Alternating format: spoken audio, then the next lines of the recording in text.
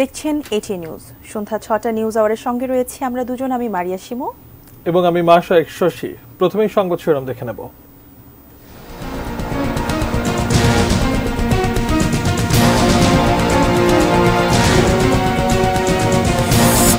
এভাবে মায়ের বুক খালি হবে তা কখনো চায়নি, আহতদের দেখে প্রধানমন্ত্রী।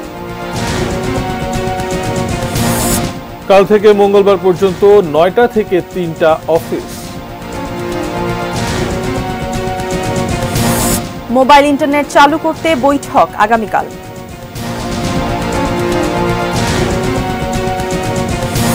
স্থাপনায় নাশকতাকারীদের প্রথম টার্গেট ছিল সিসি ক্যামেরা। গুজব ঠেকাতে ভূমিকা রাখতে পারে মূলধারার গণমাধ্যম, বলছেন বিশ্লেষকরা। ট্রাম্পের সঙ্গে কমলার জনপ্রিয়তার ব্যবধান কমছে। Sponsored by Abiba Finance Limited.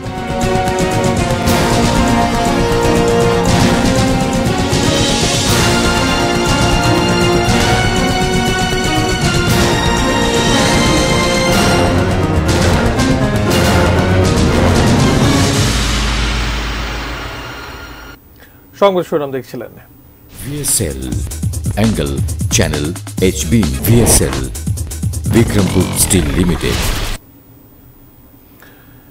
এভাবে মায়ের বুক খালি হবে তা কখনো চায়নি, এমন মন্তব্য করে প্রধানমন্ত্রী শেখ হাসিনা বলেছেন, কোটা আন্দোলনকারীদের কমপ্লিট শাটডাউনের সুযোগ নিয়ে সারা দেশে নারকীয় তাণ্ডব চালিয়েছে বিএনপি জামায়াতের সন্ত্রাসীরা।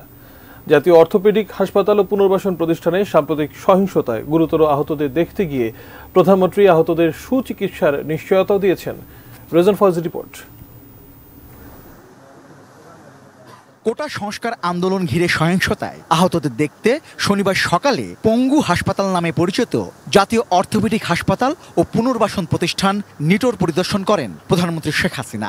সহিংসতায় আহত ২৭২ জন এই হাসপাতালে ভর্তি হয়েছিলেন।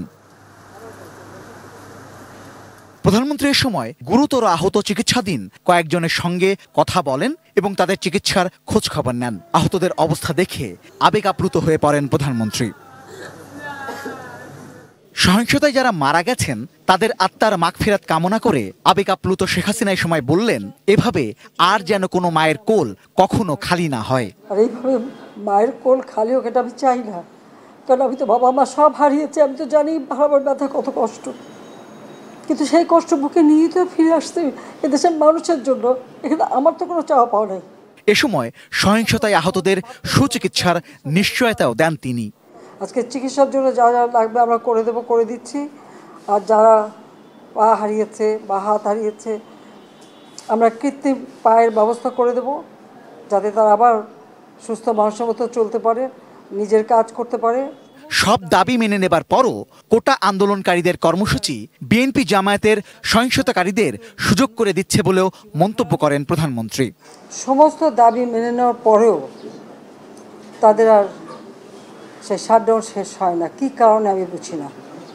আমরা তো সম্পূর্ণ দাবি মেনে নিয়েছি, একটা মানলে আর একটা, আর একটা মানলে আর একটা, আর এর ফল আজকে জ্বালিয়ে পুড়ে সব একদিকে সরকার, আর আজকে কত মানুষ জীবন হারালো। গত কয়েকদিনে যারা ধ্বংসযজ্ঞ চালিয়েছে তাদের বিচার করতে দেশবাসীর প্রতি আহ্বান জানান শেখ হাসিনা। দেশবাসীর কাছে আমি বিচার চাই, কি অপরাধটা কি করেছি যে এইভাবে, যেখানে আমি মানুষের ভাগ্য পরিবর্তনের কাজ করে যাচ্ছি। বাংলাদেশের মানুষের জীবন মান তো উন্নত হয়েছে, আমাদের অর্থনীতি আজকে কত কত উপরে উঠে গিয়েছিল, এবং এটা মনে হলো যে এটা আর কিছু না, এটা আমাদের অর্থনীতিকে সম্পূর্ণ পঙ্গু করে দিয়ে বাংলাদেশকে আবার ভিক্ষুকের জাতি করে দেওয়া, এটাই বোধহয় এদের পিছনে ষড়যন্ত্র। এরপর মহাখালীতে কোটা সংস্কার আন্দোলন ঘিরে সন্ত্রাসী হামলায় ক্ষতিগ্রস্ত দুর্যোগ ব্যবস্থাপনা অধিদপ্তর ও সেতু ভবন পরিদর্শন করেন প্রধানমন্ত্রী। হামলার সময় সেতু ভবনের সামনে থাকা যানবাহনে আগুন ধরিয়ে দেওয়া হয়, পুড়িয়ে দেওয়া হয় নিচতলা সহ কয়েকটি ফ্লোর। রেজওয়ান ফয়েজ, এটি নিউজ, ঢাকা। স্বরাষ্ট্রমন্ত্রী আসাদুজ্জামান খান কামাল বলেছেন, একটি মহল গুজব ছড়িয়ে সাধারণ মানুষের মধ্যে বিভ্রান্তি ছড়াচ্ছে। সতর্ক থাকতে জনগণের প্রতি আহ্বান জানিয়েছেন তিনি। দুপুরে নারায়ণগঞ্জে জামায়াত বিএনপির সহিংসতায় ক্ষতিগ্রস্ত সরকারি বেসরকারি বিভিন্ন প্রতিষ্ঠান পরিদর্শন করেন স্বরাষ্ট্রমন্ত্রী। এরপর জেলা পুলিশ সুপার কার্যালয়ে সাংবাদিকদের সঙ্গে আলাপে তিনি বলেন, ছাত্র আন্দোলনের নেতাদের নতুন ৮ দফা দাবির মধ্যে যৌক্তিক দাবিগুলো পর্যায়ক্রমে মেনে নেওয়া হবে বলে জানিয়েছেন প্রধানমন্ত্রী। কোটা আন্দোলনের ৩ সমন্বয়কারীর ওপর কারা আক্রমণ করতে চায় সে বিষয়ে জিজ্ঞাসাবাদ করে পরবর্তী ব্যবস্থা নেওয়া হবে বলেও জানান তিনি। আমাদের মাননীয় প্রধানমন্ত্রী বলেছেন এই ৮ দফা দাবি উনি ক্রমান্বয়ে যৌক্তিক দাবিগুলো তিনি মেনে নেবেন। সোশ্যাল মিডিয়ার মাধ্যমে এমনই সব গুজব ছড়াচ্ছে, এমনই সব কথা বলছে যেগুলি শুনলে সাধারণ মানুষও ঠিক থাকতে পারে না, বিভ্রান্ত হচ্ছে। আপনারা সাংবাদিক, আপনাদের দায়িত্ব এটা, আপনারা এই গুজবের থেকে আমাদের দেশবাসীকে বাঁচাবেন। আমরা তাদের কাছে জিজ্ঞাসা করছি যে কারা তাকে আক্রমণ করতে চাচ্ছে। এগুলি জিজ্ঞাসাবাদ পরে আমরা সিদ্ধান্ত নেব তাকে কিভাবে কি করা যাবে। এর আগে কোটা সংস্কার আন্দোলনে ঢাকা চট্টগ্রাম মহাসড়কের ক্ষতিগ্রস্ত বিভিন্ন জায়গা ও স্থাপনা পরিদর্শন করেন স্বরাষ্ট্রমন্ত্রী আসাদুজ্জামান খান কামাল। দুপুরে রাজধানীর যাত্রাবাড়ি থানার বিভিন্ন ক্ষতিগ্রস্ত অংশের তথ্য স্বরাষ্ট্রমন্ত্রীর কাছে তুলে ধরেন সংশ্লিষ্টরা। এরপর মন্ত্রী হানিফ ফ্লাইওভারের ক্ষতিগ্রস্ত কাজলা টোল প্লাজা পরিদর্শন করেন। সেখান থেকে তিনি শনির আখড়ার রায়েরবাগ এলাকার হামলা ভাঙচুরের তথ্য নেন। ঢাকা চট্টগ্রাম মহাসড়কে আগুন দেয়া মা হাসপাতালের সংশ্লিষ্টদের সাথেও কথা বলেন স্বরাষ্ট্রমন্ত্রী। হাসপাতালটিতে ভাঙচুরের সাথে জড়িতদের আইনের আওতায় আনার আশ্বাস দেন তিনি।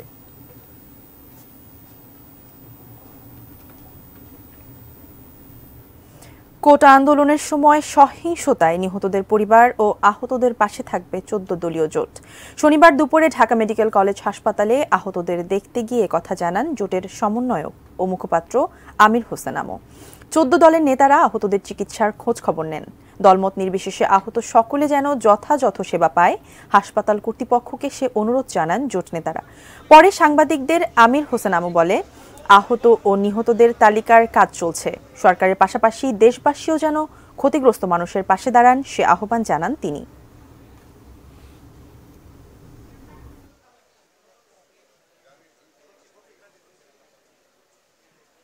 আমরা অত্যন্ত মর্মাহত এবং দুঃখিত যে চিকিৎসা ক্ষেত্রে বা বিভিন্ন যে স্বাস্থ্যমূলক ব্যবস্থার ক্ষেত্রে কোনো দল নেই। দলমত নির্বিশেষে যার যেখানে অবস্থান সেইখান থেকে তাকে দেখা হবে এবং সেইভাবে ব্যবস্থা গ্রহণ করা হবে। চিকিৎসার ক্ষেত্রে যেমন বৈষম্য হবে না এবং আইনের ক্ষেত্রেও কোনো বৈষম্য হবে না, এইটাই আমরা আশা করি। রাজধানীতে বিকেল 5টায় শেষ হয়েছে কারফিউয়ের শিথিলতা, তবে এখনো দেখা যাচ্ছে পথ চলতি মানুষের ভিড়। কারফিউ পরিস্থিতি জানাতে আমাদের সঙ্গে যুক্ত হচ্ছেন সম্রাট আনোয়ার। সম্রাট, যদিও আজকে সাপ্তাহিক ছুটির দিন, বিভিন্ন বেসরকারি প্রতিষ্ঠান খোলা ছিল, অনেকেই বিভিন্ন কাজে নিশ্চয়ই বের হয়েছেন। ব্যক্তি স্বাধীনতার ক্ষেত্রে কোনো ধরনের হস্তক্ষেপ হচ্ছে কিনা, চলাফেরার ক্ষেত্রে কোনো ধরনের প্রতিবন্ধকতা দেখছেন কিনা সাধারণ মানুষ, সার্বিকভাবে কারফিউ পরিস্থিতি কি দেখছেন আপনি? আপনি বলছিলেন যে আজকে সাপ্তাহিক দ্বিতীয় ছুটির দিন।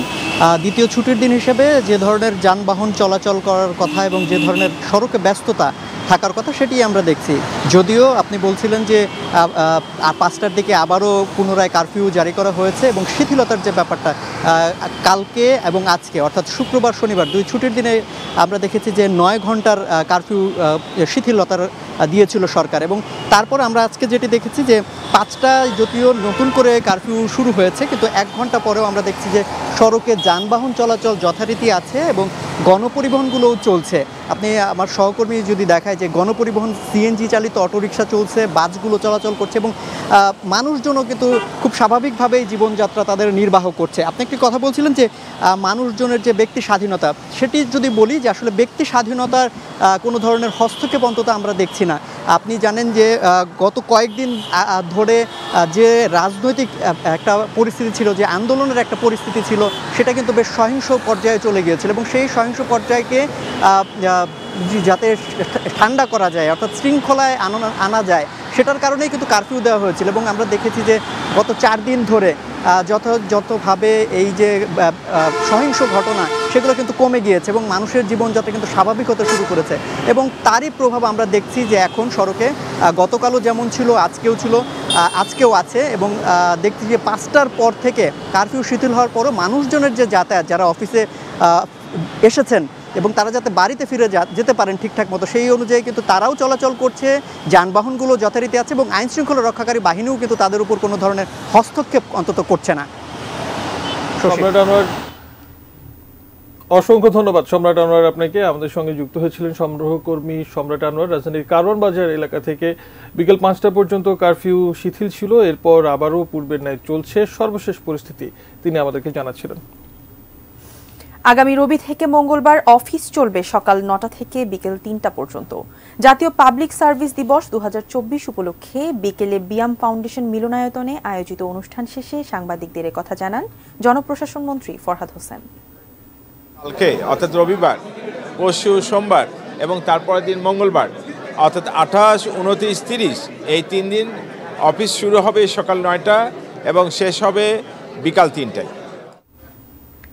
সারা দেশে মোবাইল ইন্টারনেট চালু করতে আগামীকাল সকালে অপারেটরদের সঙ্গে বৈঠকে বসবেন তথ্য প্রযুক্তি প্রতিমন্ত্রী জুনায়েদ আহমেদ পলক। আলোচনা সাপেক্ষে 2-1 দিনের মধ্যে মোবাইল ইন্টারনেট চালু করা হবে বলে জানান তিনি। শনিবার সকালে রাজধানীর ডাক ভবনে প্রধানমন্ত্রীর উপদেষ্টা সজীব ওয়াজেদ জয়ের জন্মদিন উপলক্ষে গাছের চারা রোপণ অনুষ্ঠানে প্রতিমন্ত্রী জুনায়েদ আহমেদ পলক বলেন, রোববারের বৈঠকে 4G নেটওয়ার্ক চালুর বিষয়ে আলোচনা হবে। এরপর সোম বা মঙ্গলবার মোবাইল ইন্টারনেট সেবা চালু হতে পারে। হামলায় আইএসপির 70% ধ্বংস করা হয়েছে। ইন্টারনেট সেবা বন্ধ নয়, হামলায় বন্ধ হয়ে গেছে দাবি করে তিনি বলেন, ডাক ও টেলিযোগাযোগ খাতে 1000 কোটি টাকারও বেশি ক্ষতি হয়েছে।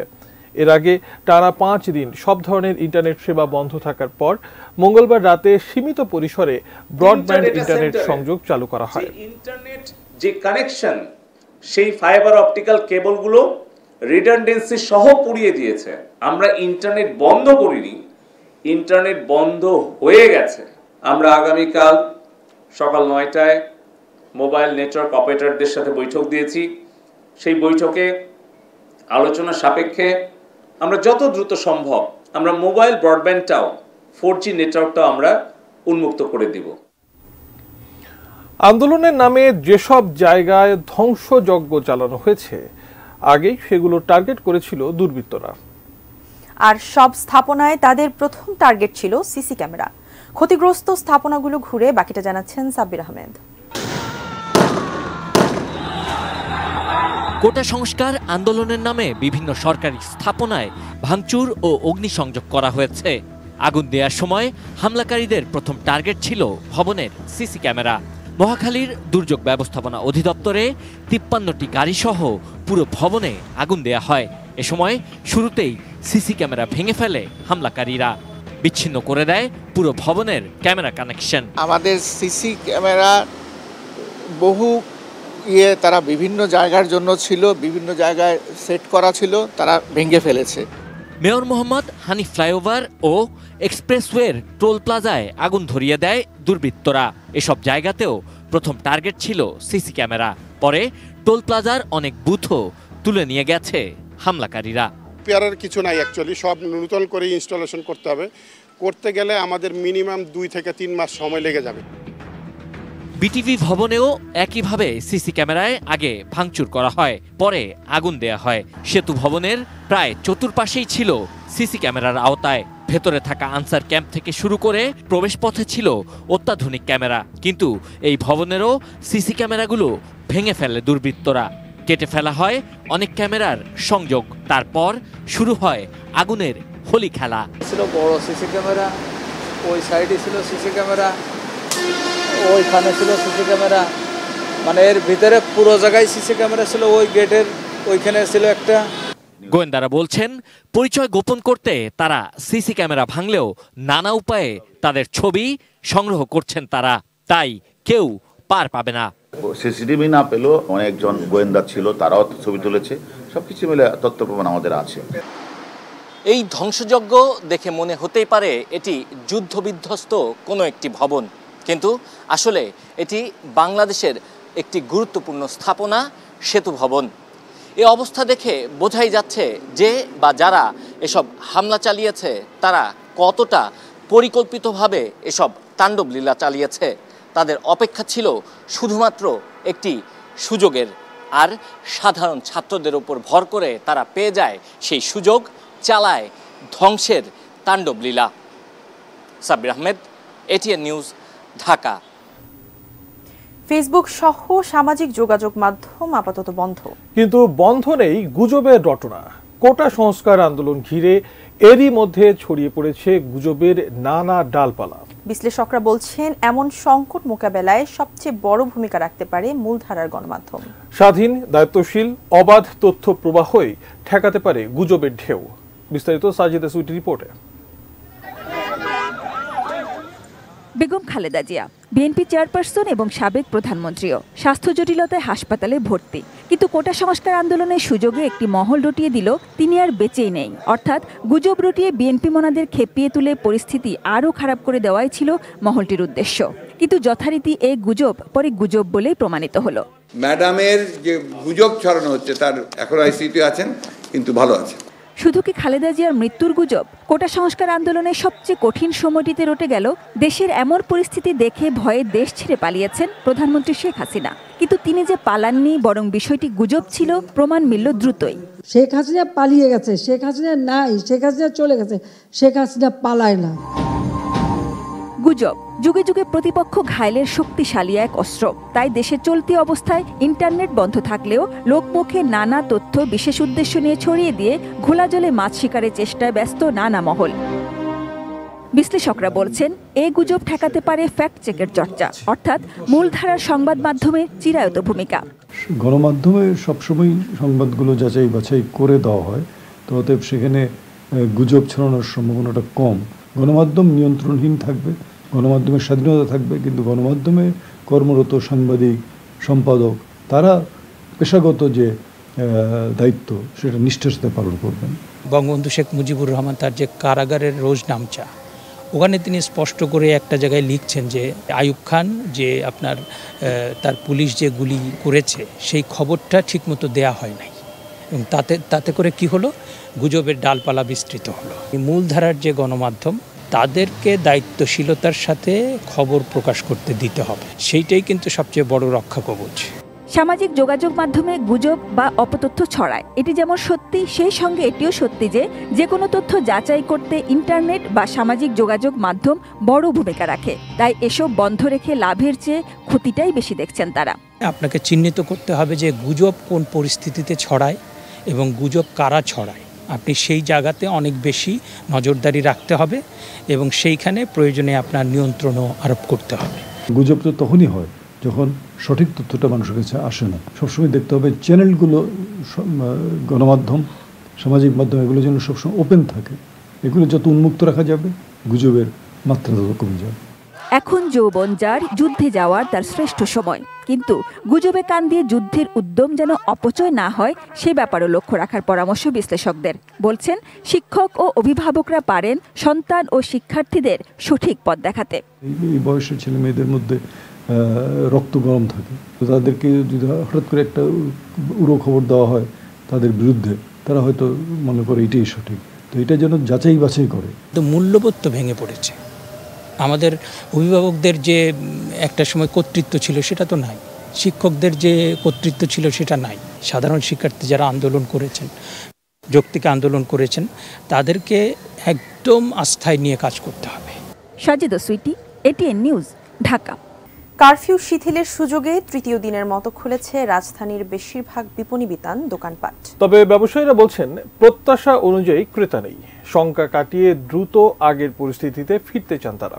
স্বপন আহমেদ জানাচ্ছেন বিস্তারিত। গত কয়েকদিনের অস্থিতিশীল পরিবেশ কাটিয়ে স্বাভাবিক জীবনে ফিরতে মরিয়া সাধারণ মানুষ। রাজধানীতে কারফিউ জারির অষ্টম দিনে শিথিলের সময়সীমা 2 ঘন্টা বাড়িয়ে করা হয়েছে সকাল 8টা থেকে বিকেল 5টা পর্যন্ত। কারফিউ শিথিলের সুযোগে নগরের ফুটপাত থেকে শুরু করে খুলেছে বেশিরভাগ মার্কেটের দোকানপাট, যদিও ক্রেতার আনাগোনা একেবারেই কম, যে কারণে অলস সময় পার করছেন ব্যবসায়ীরা। মাসে কত 27 তারিখ, অনেক কারেন্ট বিল দিতে পারে নাই বা দোয়ান বা দিতে পারে নাই, এটা একটা চাপ আছে আমাদের। 3000 টাকার উপরে খরচ আছে পার ডে, তো আমরা 3000 টাকা সেলও করি না। রাজধানীর new market, Dhanmondi hawkers market সহ এই এলাকার দোকানগুলোতে কিছু ক্রেতার আনাগোনা থাকলেও তাতে সন্তুষ্ট নন ব্যবসায়ীরা। কারফিউ শিথিলের সময় বাড়ানোর দাবি তাদের। বিকাল টাইমে কাস্টমার আসে তো, আর এখন ওই সময়টাই আমরা বন্ধ করে দিই। মানুষ নাই যা আমরা দোকানদাররা আছি এই পর্যন্ত শেষ। সবার ভিত্তি এখন ভয় তো, কাস্টমার খুবই কম। স্বাভাবিক শপিং মলগুলোতে বেচা বিক্রি হয় সন্ধ্যার দিকে। এখন শপিং মলগুলো আগেই বন্ধ হয়ে যাওয়ায় ক্রেতা পাচ্ছেন না তারাও। আমাদের গতানুগতিক যে সেলটা ছিল সেটা একটু হ্যাম্পার হয়েছে। আমরা যা কাস্টমার পাই একটু সন্ধ্যার দিকে কাস্টমারটা পাই, ওই সময় বন্ধ হয়ে যায় মার্কেট। এদিকে সংখ্যায় কম হলেও শঙ্কা কাটিয়ে মার্কেটগুলোতে আসছেন ক্রেতারা, সেরে নিচ্ছেন নিজেদের জরুরি কেনাকাটা। তো এখন কারফিউ যেহেতু কিছুটা শিথিল হয়েছে এজন্য আর কি এখন আসলাম, কিন্তু দিনের বেলা দেখা গেল যে প্রচন্ড গরম, রোদের সময় আসাটা একটু কষ্ট হয়ে যায়। কারফিউটা যদি এখন বাদ দিয়ে দিত, শিথিল করতো সবকিছু, তো ভালো হতো। অনেক হ্যাজেল পড়তে হয় আমাদের। পরিস্থিতি স্বাভাবিক হয়ে দ্রুতই মার্কেটগুলো আবারও জমে উঠবে বলে আশা ক্রেতা বিক্রেতাদের। স্বপন আহমেদ, এটিএন নিউজ, ঢাকা। এবারে business news presented by Pubali Bank PLC.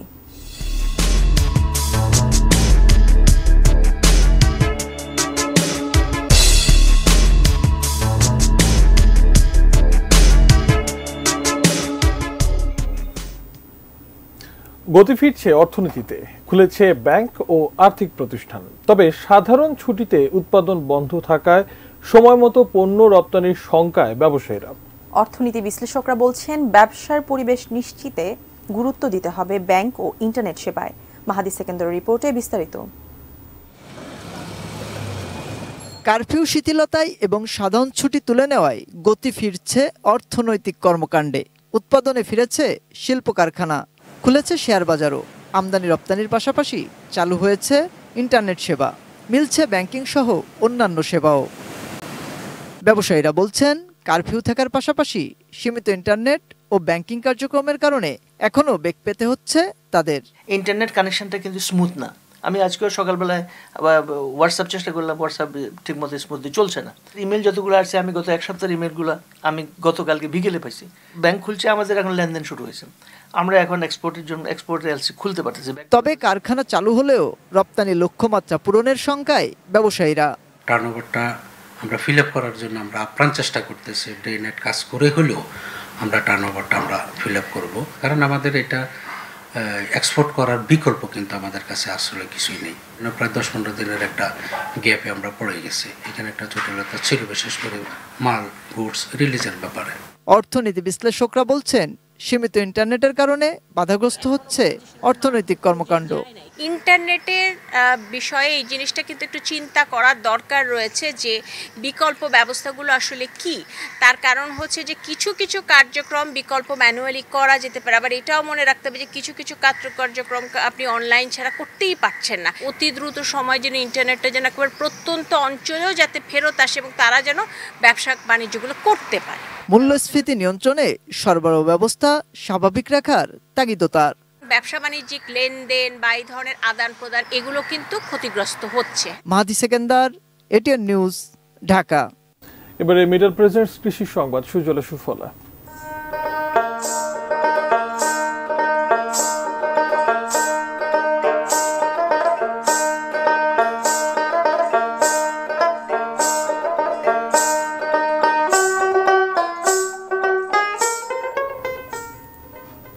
কোটা সংস্কার আন্দোলন, সহিংসতা ও দেশ জুড়ে চলমান কারফিউ এর কারণে ব্যাপক ক্ষতিগ্রস্ত হয়েছেন চাঁপাইনবাবগঞ্জের আম বাগানি ও ব্যবসায়ীরা। বাজারে আম পাঠাতে না পারায় বাগানেই আম পচে নষ্ট হয়েছে। চাঁপাইনবাবগঞ্জের সব মিলে লক্ষাধিক মানুষ আম ব্যবসায় জড়িত। জেলা কৃষি অ্যাসোসিয়েশনের তথ্য অনুযায়ী গত 10 দিনে সারা দেশের বিভিন্ন বাজারে 35,000 মেট্রিক টন আম যাওয়ার কথা ছিল। 250 কোটি টাকার বেচা কেনা হওয়ার কথা থাকলেও চলমান পরিস্থিতির কারণে 100 কোটি টাকার ক্ষতি হয়েছে বলে দাবি সংশ্লিষ্টদের। তবে পরিস্থিতি স্বাভাবিক হওয়ার পর বাগানি ও ব্যবসায়ীরা ক্ষতি কিছুটা পুষিয়ে নিতে পারবেন বলে আশা কৃষি বিভাগের।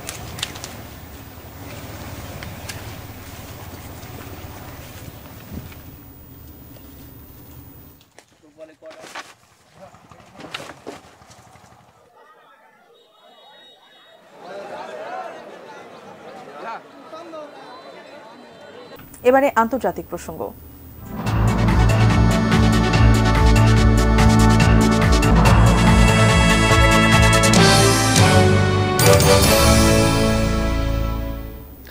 মাত্র কয়েকদিনের নির্বাচনী প্রচারে জনপ্রিয়তায় এগিয়ে গেছেন ডেমোক্র্যাট পার্টির সম্ভাব্য প্রেসিডেন্ট প্রার্থী কমলা হ্যারিস।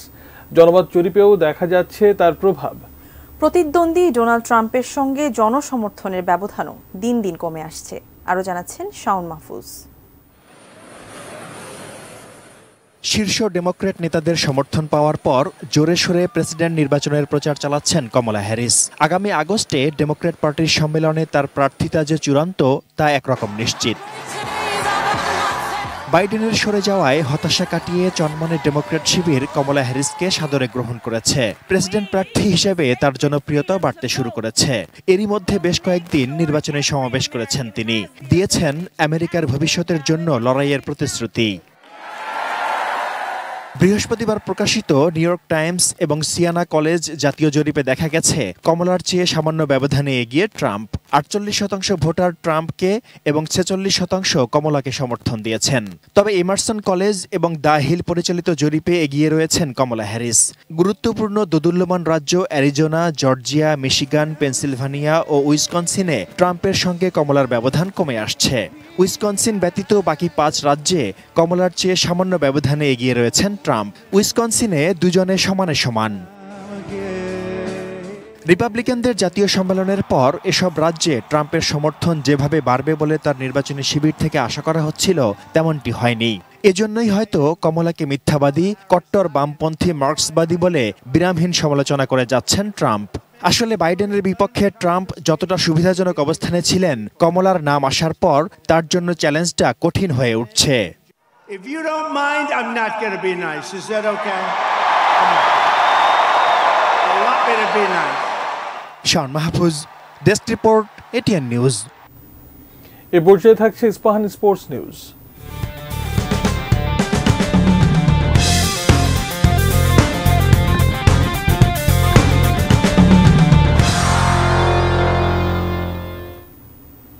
প্যারিস অলিম্পিকের প্রথম সোনার পদক জিতল চীন। 10 মিটার এয়ার রাইফেল মিশ্র দলগত ইভেন্টে দক্ষিণ কোরিয়াকে 16-12 পয়েন্টে হারিয়েছে তারা। এরপর 3 মিটার স্প্রিং বোর্ড ভাইভিং থেকে গেমসের দ্বিতীয় সোনাও জিতেছে চীন। 1972 মিউনিক অলিম্পিক থেকে গেমসের প্রথম পদকের নিষ্পত্তি হচ্ছে শুটিং ইভেন্টে। প্যারিসেও বজায় থাকলো সেই ধারা। সাতো শুটিং সেন্টার রেঞ্জে শনিবার ফাইনালে মুখোমুখি হয় দক্ষিণ কোরিয়া ও চীন। সেখানে হাড্ডাহাড্ডি লড়াই শেষে বাজিমাত করেন চীনের লি হাও শেং ও টিং উ হুয়াং জুটি। আর কিউং জি ইউন ও পার্ক হা ইউন জুটির হাত ধরে রূপা জিতে পদকের খাতা খোলে দক্ষিণ কোরিয়া। এর আগে দিনের শুরুতে ব্রোঞ্জ নির্ধারণী লড়াইয়ে কাজাখস্তানের কাছে পাত্তায় পায়নি জার্মানি। 17-5 পয়েন্টে জার্মানদের হারিয়ে ব্রোঞ্জ জিতে নেন আলেকজান্ডার লি ও সাতপাইয়েভ ইসলাম জুটি। 1996 সালের পর অলিম্পিকে এই প্রথম শুটিং থেকে পদক পেল কাজাখস্তান।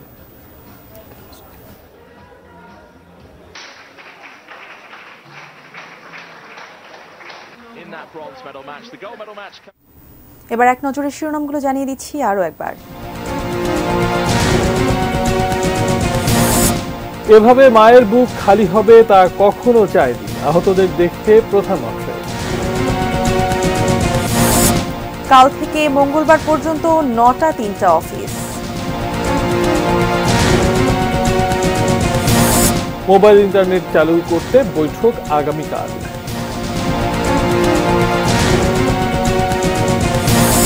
স্থাপনায় নাশকতাকারীদের প্রথম টার্গেট ছিল সিসি ক্যামেরা। গুজব ঠেকাতে ভূমিকা রাখতে পারে মূলধারার গণমাধ্যম, বলছেন বিশ্লেষকরা। ট্রাম্পের সঙ্গে কমলার জনপ্রিয়তার ব্যবধান কমছে। কারফিউ শিথিলে খুলেছে রাজধানীর বিপণী বিতান, বেচা কেনা কম। সীমিত ইন্টারনেটে রপ্তানির লক্ষ্যমাত্রা পূরণ নিয়ে শঙ্কা ব্যবসায়ীদের। এবং প্যারিস অলিম্পিকের প্রথম পদক কাজাখস্তানের। Sponsored by Abiba Finance Limited. এই ছিল সন্ধ্যা 6টা নিউজ আওয়ার। ATN নিউজের সব খবর জানতে ভিজিট করুন www.atnewstv.com। এছাড়া ভিজিট করুন ATN নিউজের ইউটিউব এবং ফেসবুক পেজ। সঙ্গে থাকুন, দেখতে থাকুন ATN। ধন্যবাদ।